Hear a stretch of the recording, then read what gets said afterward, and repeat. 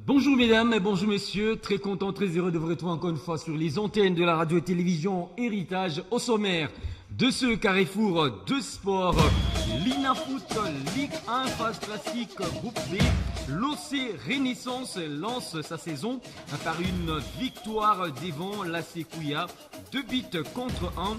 Premier match qui a bel et bien ouvert la balle de la 30e édition du championnat national de football en République démocratique du Congo.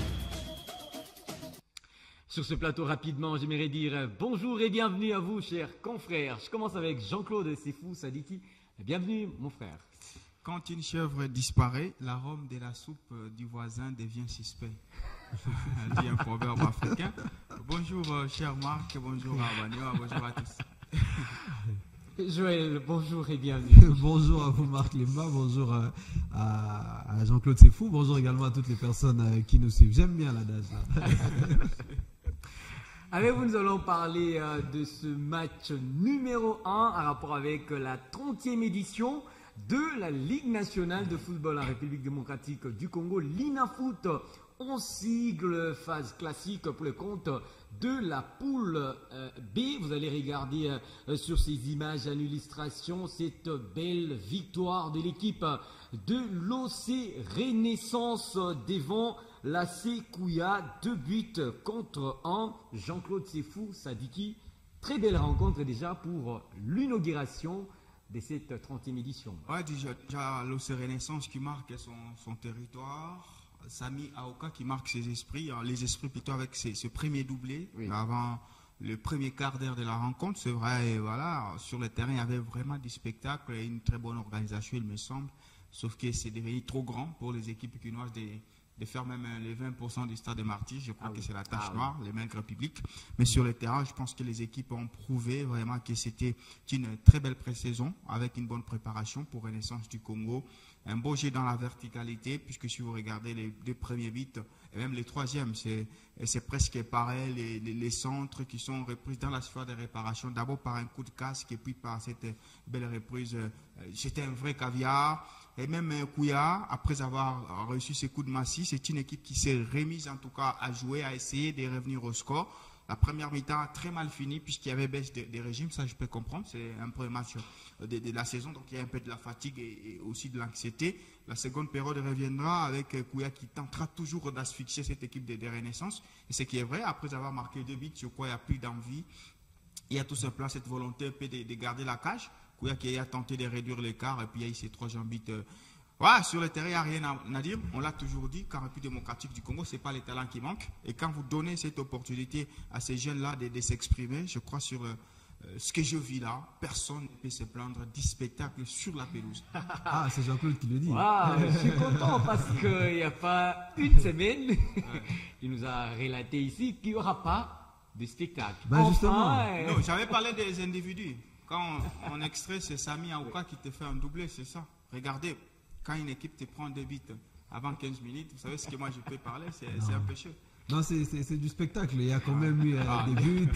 Il y a eu un garçon qui a sorti un doublé. On a retrouvé en fait notre championnat. Mais c'est un match assez intéressant parce que on a quand même vu l'équipe de l'OC Renaissance. Il y avait beaucoup d'incertitudes. Ils ne sont pas les seuls, bien évidemment, mais il y avait beaucoup d'incertitudes autour de ces clubs. Mais on a senti que ça reste quand même à Renaissance. Même dans les gradins, certes, pas plein parce que je ne crois pas qu'il y ait un club qui pourrait encore remplir ce stade de Martyrs. Mais il y a quand même la présence des supporters. Et en regardant ce match, là, j'ai compris que finalement le football congolais c'est les ailes, hein, c'est les couloirs parce que Jean-Claude disait tout à l'heure, ils ont beaucoup travaillé sur le couloir, ça a peut-être potentiellement usé aussi les joueurs parce que c'est un football qui demande beaucoup de courses. Et du côté de Kouya, il y a encore des choses à retravailler, il y a encore beaucoup de failles du côté de cette défense de l'AC Kouya, mais ils auront le temps bien évidemment de pouvoir se réajuster. C'est un premier match, on sait que Kouya ne va jamais jouer les têtes d'affiche de ce championnat, donc il faudrait pour cette équipe entrer un petit peu dans les bains pour pouvoir bien démarrer le championnat, mais ça commence bien pour l'OC Renaissance et on ne peut qu'attendre un deuxième match pour pouvoir véritablement voir à quoi va ressembler cette équipe cette saison. Et puis il y a un bon contenu, notamment celui qui a les doubleurs d'hier, et puis vous avez un bon gardien, Jackson Lunanga, il a de l'expérience, je crois qu'il est passé presque partout. Ça montre que oui, c'est vrai qu'il y avait une mégestion l'OC Renaissance, AC Renaissance. Donc on ne savait pas quelle était cette équipe de Renaissance, mais l'OC que je vis là, je crois qu'il y a un bon contenu et peut-être une équipe qui peut facilement briguer pour peut-être une qualification lors de la phase de play-off. Ah oui, le stade en République démocratique du Congo va vibrer justement en rapport avec le démarrage de cette 30e édition de la Ligue nationale de football, championnat d'élite dans notre pays. En attendant, on est en train déjà de nous préparer ce parcours de Luc Emaël, nouveau patron du staff technique de l'équipe du FC Saint-Éloi, le Popo. On va devoir déjà dans quelques minutes nous balancer dans le background ces quelques prouesses réalisées, que ce soit du côté nord de l'Afrique, la partie est également de l'Afrique. Aujourd'hui, ces derniers, ils débarquent pour la deuxième fois, Jean-Claude Sefou, en République démocratique du Congo, je dirais même la troisième fois, parce qu'avant, il y avait Vita Club et l'équipe des Aigles du Congo. Ouais, ce qu'il faut reconnaître, c'est qu'il a un parcours long comme les bras. Hein. Il est passé justement partout. D'abord, il est détenteur d'une licence IFA Pro. Donc aujourd'hui, c'est un entraîneur qui peut s'asseoir sur n'importe quel banc, que ce soit en Afrique comme en Europe, puisqu'il détient cette licence-là. Pour ce qui est des titres, voilà, en 2011 plutôt, il gagne les titres du champion du Gabon avec Missile FC. Ça, c'est son premier trophée. En 2014, avec Rayon Sport, il finit vice-champion du championnat rwandais. Et puis, avec Free State Stars Football Club, c'est en Afrique du Sud, il va gagner la Coupe d'Afrique du Sud en août 2018. Ça, c'est récent. Puis, quelques mois plus tard, il va gagner la Super Coupe toujours d'Afrique du Sud. Dernièrement, il était du côté des Aigles du Congo. Alors, pour ce qui est du parcours, il commence justement en 1998, où il est du côté de Rice Sartoise. 2002-2003, il est au FC Ouartu. Wiz, je crois. Là, il faut comprendre. Hein. La prononciation est compliquée. Il est passé partout. AS Vita Club, par exemple, en 2010-2011. Oui. Young African, là, pour ceux qui étaient tête d'affiche, en tout cas dans son parcours, je crois qu'il faut facilement dénicher V-Club 2010-2011, Young Africans en 2020 et Aigle du Congo en 2024. Alors, il est quand même un tout petit peu Magellan, puisqu'il traîne rarement dans des équipes de football. On ne sait pas pourquoi, ça veut dire chaque fois, par exemple, pour Young Africa, c'est une saison. 2020 et puis les limogés V-Club, c'est une saison 2010-2011 et puis les limogés Aigle du Congo. Il n'a pas été limogé, il est arrivé fin contrat, je crois qu'il n'y a pas eu justement accord de continuité. C'est un grand entraîneur, vu son histoire, il a de l'histoire, il a des trophées, il a un vécu, peut-être maintenant pour amener son expertise du côté des FC Saint-Éloi Lupopo.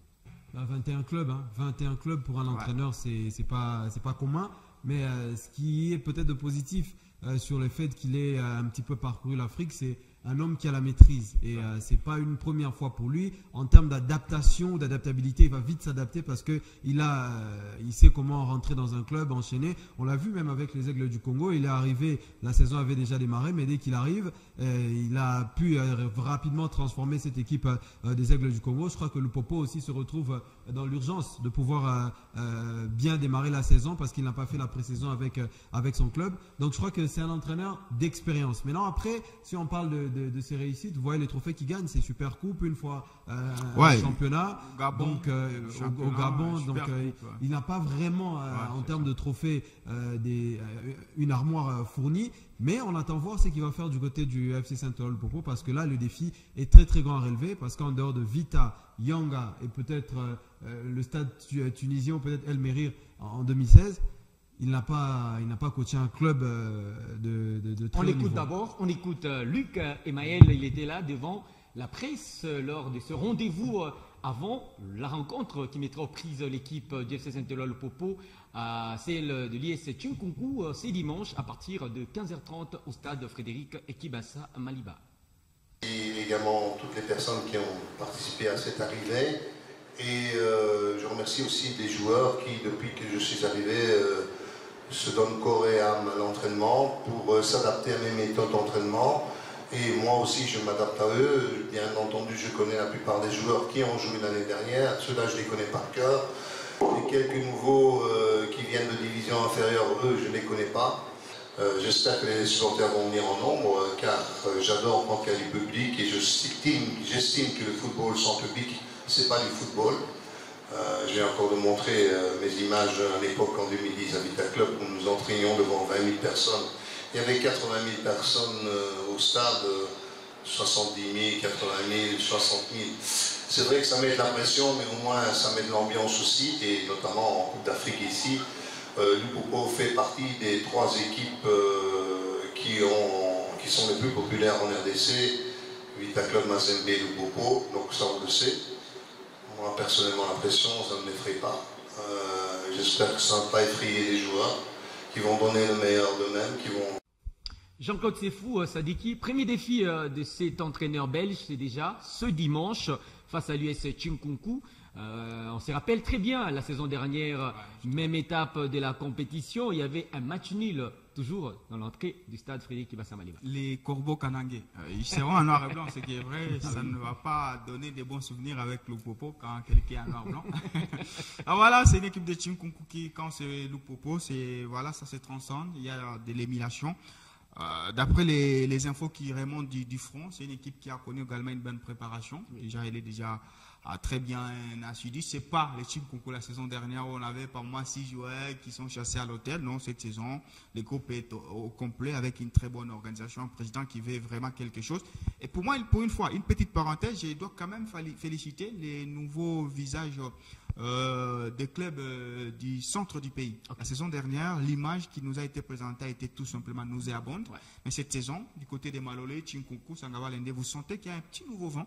Et ça, c'est ce qu'on demandait. Et pour le Popo, je crois, Ali Kemael, lui, a déniché la grande faiblesse. C'était déjà les marques des latérales droits. Je crois qu'on a cherché notre ami... Issa Mapeko, oui. Il peut faire les nécessaires puisque c'est quand même un petit concours, ça ne te demande pas beaucoup d'efforts défensifs dans ce genre de match, il peut être important. Physiquement, je ne sais pas s'il a réussi à les remettre, en tout cas ces joueurs-là à jour, puisque techniquement, il n'y a pas à se plaindre, vous avez un bon milieu, vous avez des avancantes qui peuvent rehausser de leur niveau. Je vais suivre ces matchs-là avec beaucoup plus de curiosité, voir qui seront ces nouveaux hommes forts. Puisque chaque changement d'entraîneur, ça apporte tout simplement des répercussions dans les vestiaires qui vont être séduits par le discours de notre ami. Ce qu'on n'a pas dit de lui, c'est que c'est quelqu'un aussi qui aime les beaux jeux. Regardez la saison des Aigles du Congo la saison dernière, c'est une équipe. Voilà, Ibrahim Atobo, c'est une équipe qui avait de la possession. Donc, je m'attends à ce que Lupopo, grâce à son milieu, grâce à son entraîneur, puisse vraiment non seulement gagner, mais dominer ses adversaires dans cette Ligue nationale de football. Attention. Pas de match nul ce dimanche, il faut préciser. Justement, attention au début d'un entraîneur, parce que l'équipe sort en fait d'une forme de fragilité. Ils ont eu un coup. Comment est-ce qu'ils vont rebondir? Avec l'arrivée du nouvel entraîneur, il y a beaucoup de choses autour de cette équipe-là. Mais la victoire, je crois qu'elle est à portée du FC Saint-Olo-Popo, parce que l'entraîneur, on le sait, c'est un entraîneur qui sait s'adapter rapidement. Donc rapidement, on doit normalement espérer à ce qu'il nous apporte des résultats prompts déjà dès la première journée. Mais attention à cette équipe de l'US Chinkunku, parce que pour eux jouer l'équipe du FC Saint-Olo-Popo, c'est leur premier match de la saison. Physiquement, je crois qu'ils sont beaucoup plus frais que les joueurs du FC Saint-Olo-Popo. Donc éviter le piège, c'est l'essentiel pour cette équipe du FC Saint-Olo-Popo. Avec le premier match, j'espère simplement qu'il y aura tout de suite une compréhension entre les cadres et l'entraîneur. Les autres vont finir par suivre, mais dès que l'entraîneur et les joueurs qui jouent un rôle majeur dans le club ont trouvé déjà une forme de cohésion, ça peut marcher pour l'équipe de Lupopo, parce que le talent, il y en a à ne même pas chercher dans cette équipe de Lupopo. Donc je crois que Emmaël a en sa possession une très belle équipe, une équipe qui sait jouer ensemble, et c'est à lui de ne pas compliquer les joueurs pour ce premier match, pour qu'on ait un bon résultat qui va lancer la saison des Cheminots. Nous allons changer de club pour parler à présent de l'AS Vita Club de Kinshasa avec ce nouveau coach, justement un Sénégalais. Il s'agit là de Youssouf Dabo. Il a déjà donné ce premier mot en rapport avec ces clubs de la capitale congolaise.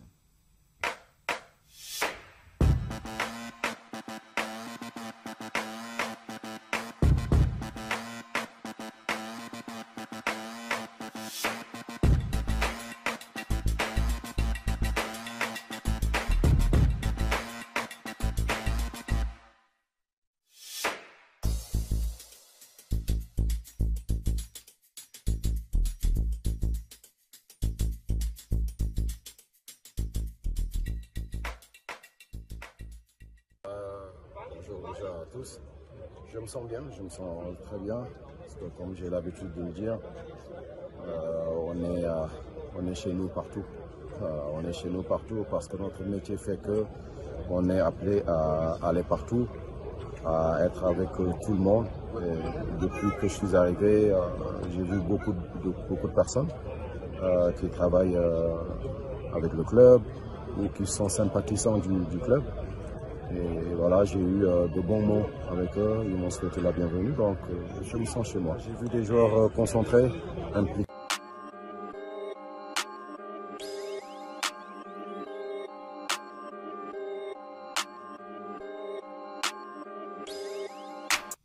Jean-Claude Sefou Sadiki, l'homme idéal pour transformer le vestiaire des Moscovites, déjà pollué avant lui par des discours inappropriés. Ah oui, c'est un entraîneur qui est capable de réaliser son projet de jeu. Moi, c'est tout ce que je retiens de sa jeune carrière, puisqu'il est passé aussi partout au Sénégal. Il a une bonne cote du côté du Sénégal, très bien réputé, je crois. Parmi les locaux, c'est lui qui détient encore un peu plus la bonne cote. Récemment, il vient du FC Azam, où il a joué la Ligue des Champions éliminé par APR. C'est ce qui a conduit son limogeage. Et du coup, quand il débarque à Azam, il essaie de mettre en place un projet de jeu. L'équipe d'Azam était très possessive et l'équipe d'Azam a réussi pour une fois à déclasser l'équipe de Simba. Simba joue la Coupe de la Confédération puisqu'il y a eu Youssouf Dabo avec Azam qui ont pris la deuxième place puisqu'ils ne pouvaient pas rivaliser face à Young Africans. Donc il y a cette souplesse-là d'arriver dans un endroit et d'implanter justement sa philosophie. Sauf qu'il y a quand même des contextes différents. Il arrive à Azam, il ne trouve rien. C'est une équipe d'Azam qui est anonyme, qui n'a aucune histoire. Sauf qu'avec Vita Club, il y a déjà une grande institution, des fans très exigeants. Donc c'est juste ces changements-là auxquels moi je veux maintenant les juger. Est-ce que tout d'un coup il va faire de la magie? Non, il va essayer un peu de commencer à corriger quelques erreurs. On sait que physiquement, moi je l'ai dit, l'équipe de Vita Club n'était pas prête. Et là, il a trouvé Roy Chungu qui commençait à faire quelque chose. Et puis tactiquement, il va commencer petit à petit à rôder certains joueurs. Je m'attends à ce que certains jeunes qui sont dans cette équipe de Vita Club là puissent prendre du pouvoir. Donc tout de suite là, moi je ne vais pas l'attendre face à Bukavu Dawa. Ça sera l'orgueil de Vita qui va jouer. Mais tactique, Youssouf Dabo, non, il faut attendre un peu.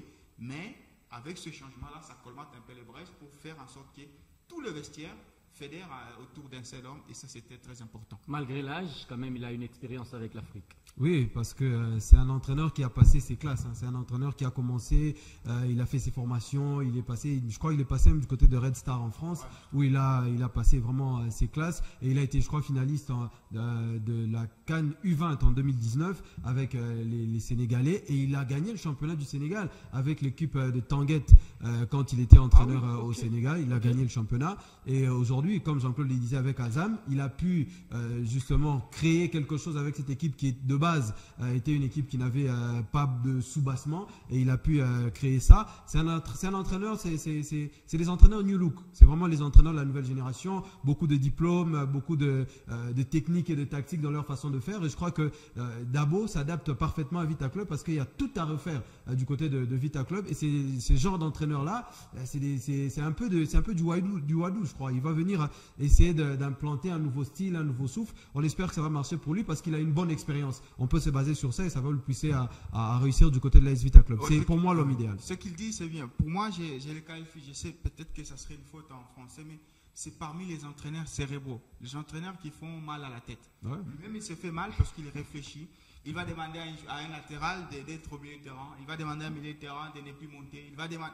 C'est ça, en fait. C'est un peu des Rolandin Kwena, des anciens de ma mélodie. Ils essaient d'inventer. Tu vois, quand tu regardes la mine, c'est classique. 4-3-3, et oui, il s'assure, mais il améliore les joueurs. Mais avec ce genre d'entraîneur, c'est un peu magique, 3-5-D, 3-4-D. Donc c'est un peu ça. Donc Vita Club doit s'adapter à cette mutation-là. C'est le nouveau monde que l'équipe va découvrir, et ça colle bien puisqu'il y a quand même un nouveau projet. À moins de 60 jours du démarrage de la Coupe d'Afrique des Nations de handball senior dames, le président de la FEAND, Amos Mbayo, a échangé avec la presse sur plusieurs points concernant l'organisation des 7 messes africaines de la balle à 7 mètres. Je vous prie d'ailleurs de le suivre dans cet extrait. En ce qui concerne la cérémonie d'ouverture et de clôture, nous sommes obligés de travailler avec une agence qui avait travaillé avec M. Isidore par rapport à l'ouverture et à la clôture des Jeux africains. Nous avons déjà été sur place, comme la Confédération nous a demandé à ce que la cérémonie ne soit pas trop longue, qu'elle prendrait tout au plus 45 minutes. Nous avons fait le premier parcours avec les organisateurs déjà de cette cérémonie le lundi passé. au gymnase. Nous attendons leurs experts qui viendront d'Afrique du Sud et de la France. Je pense qu'ils y seront là ce week-end. Et la semaine prochaine, nous aurons l'idée de ce que nous voulons communiquer parce que lors de la cérémonie, il est important de vendre l'image du pays. Donc nous allons discuter avec eux sur la cérémonie proprement dite. On fera Portugal pour la deuxième fois. Ce sont des stages de 10 jours. Mais à partir du 15 novembre, le 14 au soir, toute la délégation sera ici. Elle va prendre plus ou moins 13 jours de préparation ici et pour s'acclimater. Aujourd'hui, il y a aussi un problème d'adversaires qui se valent. Parce qu'aujourd'hui, si cette équipe vient s'entraîner ici, elle va bien s'entraîner, mais il n'y aura pas de rencontre pour évaluer les niveaux. C'est comme ça que nous avons souhaité jouer avec les équipes qui sont largement supérieures à nous. Ça sera mieux d'évaluer notre niveau de performance. Vous l'avez compris avec nous, mesdames et messieurs, la RDC sera en stage, encore une fois, du côté Lisbonne, pour bien préparer cette Coupe d'Afrique des Nations qui sera organisée en République démocratique du Congo. Oui. Pourquoi vous êtes un peu... Déjà, c'est le premier. Hein. On est quand même fiers de ça parce que la RDC va recevoir l'Afrique dans une compétition officielle. Sauf que pour moi, je trouve que est-ce utile d'emmener l'équipe forcément très loin au Portugal pour pouvoir faire cette préparation. Il nous parle de la manque d'adversité qu'il y a au sein du pays. Il aurait peut-être pu aller, je sais pas moi, à Brazzaville, il aurait pu aller au Gabon pour préparer son équipe en termes de climat aussi, trouver un environnement propice pour les joueuses, mais ils ont choisi le Portugal.